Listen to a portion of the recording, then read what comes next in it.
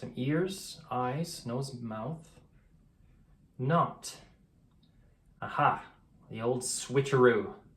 My name is Mark Liam Smith. I'm a professional artist with over 2.5 million TikTok followers. Today, I thought it'd be fun to look at some how to draw videos on TikTok. Let's check them out.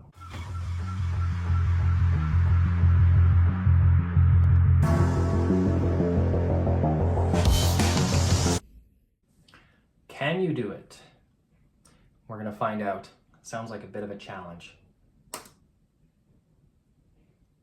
Okay, drawing a heart. So this is Shane Burke. I do recognize the name. I know him from TikTok. He's a nice guy. Got a U shape, another curve. Looks like we're drawing a rose here. Okay, a little spiral in the middle. That solves that riddle. It's really hard to draw the inside of a rose. And some leaves and a stem. Okay. Yeah, Shane Burke is one of the best at this kind of drawing. So this is a simple illustrative drawing. It's designed for younger artists, and he does very much what I tried to do on TikTok as well, and that is taking a complex shape and breaking it down into simpler forms, more understandable and easy forms. This is a great example of a very complicated shape, and that's the shape of a rose. So I think he did a great job here. Nice one, Shane. Next up, we have Ari.art drawing. I don't know what's going to happen here. Could be, well, it's a Sakura Micron, which is one of these. These are pigment liners. Think about them like they're markers designed specifically for drawing. And that's one of the better ones to use. So I'm looking for something pretty cool here. Let's see. Got a circle, some ears, eyes, nose, mouth.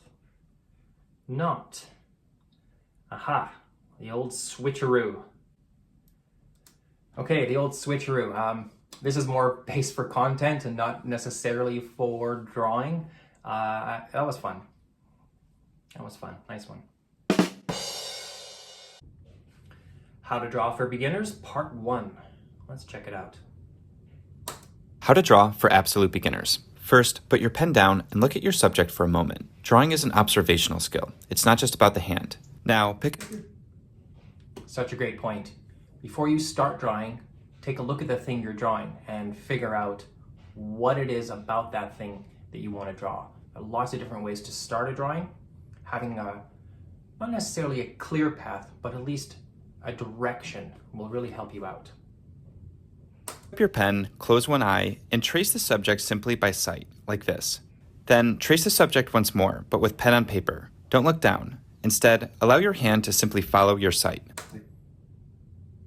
Okay, why close one eye? Well, the idea here is that if you're drawing something really close, your stereoscopic vision, your 3D vision, might interfere with that. So you're going to close one eye just so you have a very flat-on view of the thing. By drawing the line around the object, that's called a contour drawing. It looks like a mirror. This is called a blind contour line drawing. Yeah, he's doing a blind contour line drawing as opposed to a contour line drawing. If it's a contour line drawing, you can look at your paper and then look back up at the thing, and you're just drawing the outside edge, the part that separates the thing from the background. That's a contour drawing. If you add blind to it, if it's a blind contour line drawing, you don't look at your paper at all. While your first attempts may come out something like a scribble, the line quality here has a likeness of real life. In my next video, we'll go over how to keep this quality, but straighten out the proportions. Okay, so in the next video, we're not going to watch that one right now, but in the next video, we're going to talk about proportions. This is really cool because proportions, getting the thing on your paper to look to have the same relationships internally, that's a different skill than looking at an object and figuring out where its contour is, where its primary contour is. If it's a primary contour, it's the shape of the thing against the background. If it's a secondary contour, they are lines inside the object itself. These are just drawing terms. You don't need to know these terms, but it's nice to know them so that you can guide your learning. Okay, we have another Sakura Micron pigment liner. Let's see what this one does. going to draw a leaf, and we're not going to draw a leaf. We're going to crumple up the paper and throw it away. Been there. Fresh markers. We are going to draw a leaf. Leaves. 4, 5. Okay, stop there. There are 5 leaves here.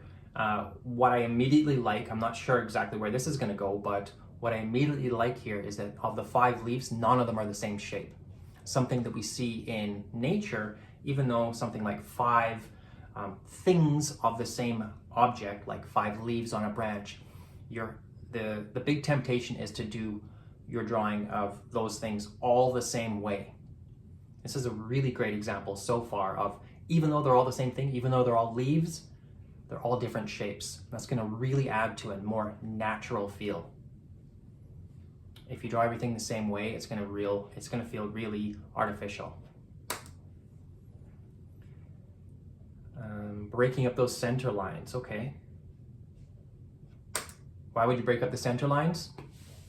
Well, it's kind of the same thing. In nature, nothing is ever straight and perfect. You have variations and little details. By changing those things up in your drawing, you're going to give a more natural look. So this artist is going for something natural. Very, very small marker now, doing some details on the outsides and the insides. And what's happening there? These individual lines, that's called hatching. Not to be confused with cross-hatching. That's hatching, that's cross-hatching, where you do more hatching in the other direction. So these hatches, or these little lines, are, I think they're simulating detail, but what's happening is by doing them on the outside and on the very middle, but not along the between those, it's creating the illusion of form like this. So because the leaf has a center line, it's going to look like this, and then again, like an M shape. It's a nice technique.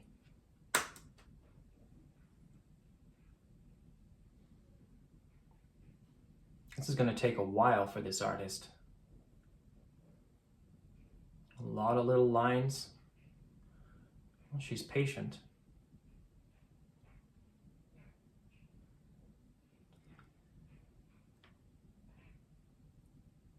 And coloring them in.